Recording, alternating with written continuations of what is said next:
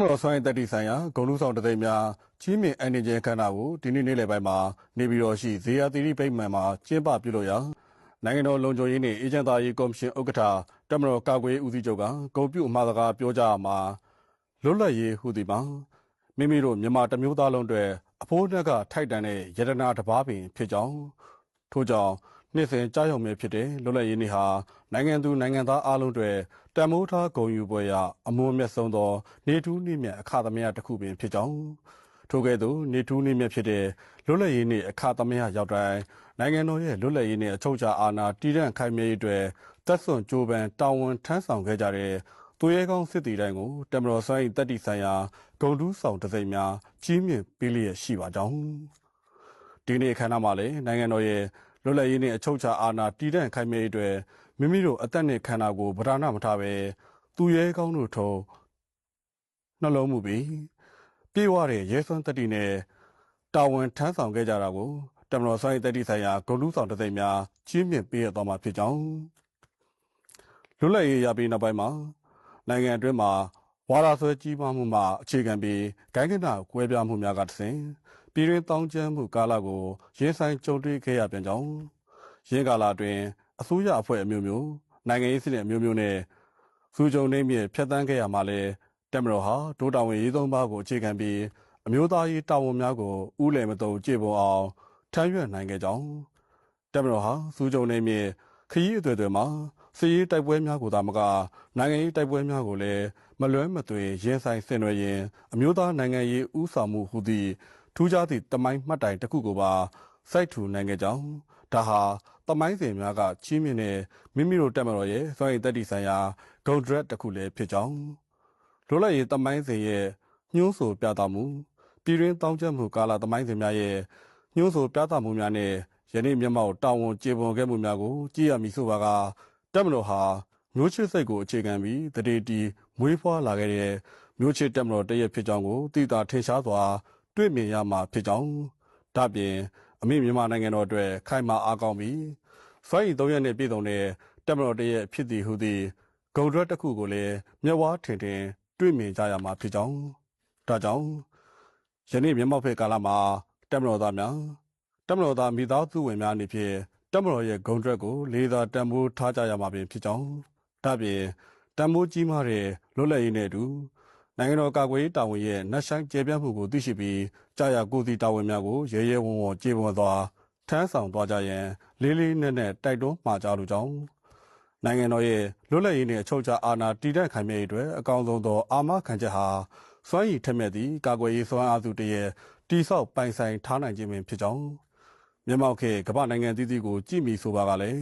မိမိနိုင်ငံရဲ့နယ်နိမိတ်အတွန်းရှိတည်တံ့ခိုင်မြဲရေးအတွက်စစ်အင်အားများတိုးချဲ့ခြင်းနဲ့ခင်မီလက်နက်အသစ်ဆန်းများစမ်းသပ်တီထွင်ထုတ်လုပ်ခြင်းများအပြိုင်အဆိုင်ဆောင်ရွက်နေကြတာကိုတွေးကြရမှာပင်ဖြစ်ကြောင်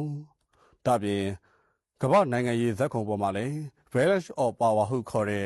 င်အားချိန်ခွင်ရှောင်ပြည့်ရင်ခြင်းဗိုလ်ကျဆိုမှုခြင်းအင်အားပြိုင်ဆိုင်မှုကိစ္စရပ်များနဲ့ရုပ်သေးအစိုးရဖြစ်စေရေးကြိုးစားမှုများများပြားလျက်ရှိတာကိုတွေ့ရမှာဖြစ်ကြောင်းဒါကြောင့်ကမ္ဘာနဲ့ရင်မောက်တန်းနိုင်ပြီးတမယိုးကျစစ်ပွဲများဆင်နွှဲနိုင်ရေးနဲ့ကမ္ဘာနိုင်ငံရေးဇက်ခုံပေါ်မှာအတုံးချခံမဖြစ်စေရေးအတွက်မိမိတို့နိုင်ငံရဲ့တက်မတော်ကိုလည်းတိုက်စွမ်းရည်နဲ့တိုက်စွမ်းအားရှိတဲ့အင်အားတောင့်တင်းပြီးစွမ်းရည်ထက်မြက်တဲ့ခင်မီမျိုးချစ်တက်မတော် Standard Army တရက်ဖြစ်ရည်မှန်းချက်ထားတီဆောက်လျက်ရှိကြောင်းကိုပြောကြားလိုကြောင်းတက်မတော်ဟာခေတ်ဆက်ဆက်မှာနိုင်ငံတော်ရဲ့မူဝါဒနဲ့ဥတီချက်များကိုလိုက်ပါအကောင့်ထဲပေါ်ဆောင်ရွက်ခဲ့သည်မှာအားလုံးအသိပင်ဖြစ်ကြောင်းလက်ရှိအမျိုးသားကာကွယ်ရေးနှင့်လုံခြုံရေးကောင်စီရဲ့ဥတီချက်များမှာစတုဒ္ဒချက်ဖြစ်တဲ့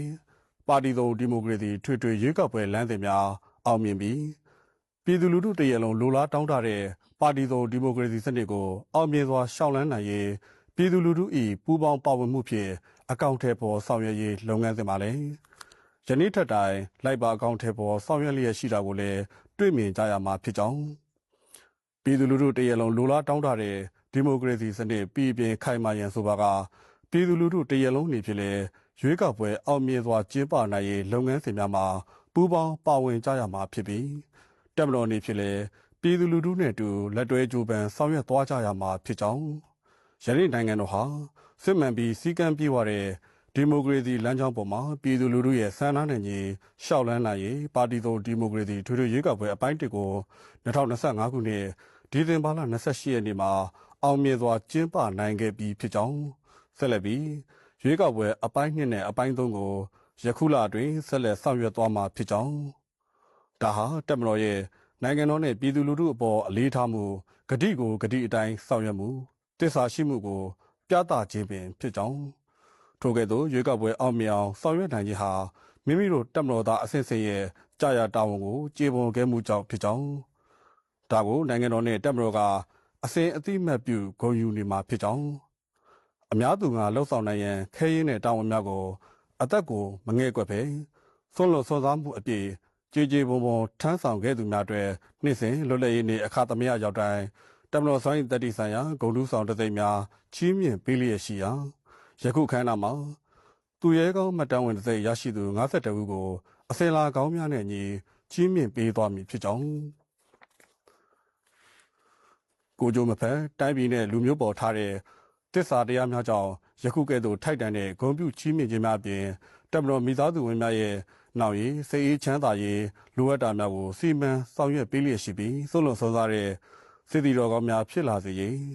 နိုင်ငံတော်တပ်မတော်အနေဖြင့်ဆောင်ရွက်ပေးသင့်သည့်မှန်သမျှကိုဆက်လက်စီမံဆောင်ရွက်ပေးရန်အမြဲအသင့်ရှိကြောင်းကိုတတိပေးပြောကြားလိုကြောင်း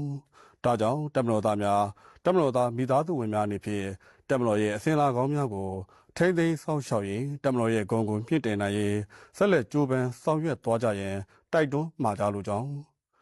လုံးလာလဲရှိညံကဝိနဲ့တတိရဲရောင်ဖွဲကြီးအောင်သည်စွမ်းဆောင်လုံးလာအကျိုးတီဟုသည့်လင်္ကာအတိုင်းနိုင်ငံတော်ကာကွယ်ရေးတာဝန်များကိုဇွဲလုံးလာဝရိယာ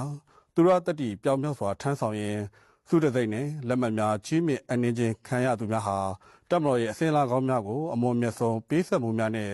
တက်သေးပြခဲ့သူများဖြစ်တဲ့အတွက်ပြည်သူသားကောင်အာသာနီများဖြင့်အမြဲမှတ်ရလေးစားဂုဏ်ယူနေမည်ဖြစ်ကြောင်းကိုပြောကြားလိုကြောင်းဒါပြင်သူများချီးမြှင့်ခြင်းမခံရတော့လေနိုင်ငံတော်ကာကွယ်ရေးအတွက်ကြာရနေရတည်တည်မှာပေးရတဲ့ရည်မှန်းချက်တာဝန်များကိုကျေပွန်အောင်ထမ်းဆောင်နေကြသူများကိုလည်းအသိအမှတ်ပြုကြောင်းကိုပြောကြားလိုကြောင်းဆက်လက်၍လည်းအစဉ်လာကောင်းများနဲ့တူနောင်လာမဲ့မျိုးသက်တင်များကိုလွတ်လပ်ရေးရဲ့တန်ဖိုးနဲ့အနှစ်သာရများသူရတတိတို့နဲ့ပြည်စုံခဲ့တဲ့စစ်တီတို့ရဲ့ဂုံဒရက်များနဲ့တူနိုင်ငံသမိုင်းဂုံရှိန်ထဲဝါခဲ့တဲ့မြန်မာတို့ရဲ့ရာဇဝင်များကိုစင်ကဲမျှဝေရင်ဇာတိသွေးဇာတိမှန်ထက်တန်တဲ့မျိုးသက်တစ်ကောင်းများပေါ်ထွန်းလာအောင်လက်ဆင့်ကမ်းအမွေပေးသွားကြရင်တိုက်တွန်းမှာကြလို့ကြောင့်ဖြစ်ပြောကြပါတယ်